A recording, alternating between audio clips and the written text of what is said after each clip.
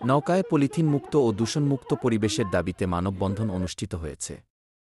আজ সকাল 10:30টার দিকে শহরের মুক্তির মোড় শহীদ মিনারের সামনের সড়কে অ্যারোমা ইউথ ওমেন অর্গানাইজেশনের ব্যানারে এই মানববন্ধন অনুষ্ঠিত হয়। মানববন্ধনে পলিথিন নিষিদ্ধের আইন কঠোরভাবে বাস্তবায়নের লক্ষ্যে পরিবেশ অধিদপ্তরের সক্রিয় ভূমিকা পালন ও নিষিদ্ধ পলিথিন ব্যাগ উৎপাদন, বাজারজাতকরণ ও ব্যবহারকারীদের আইনের আওতায় দৃষ্টান্তমূলক শান্তি দাবি জানান তারা।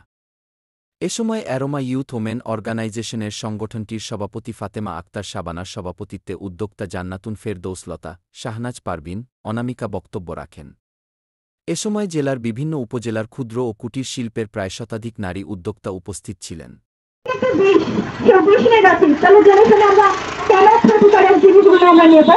অবশ্যই আমরা চেষ্টা করব ক্ষতি যেন না হয়। আমরা সবাই তো নিজের ভালো চাই, ভালো চাই না?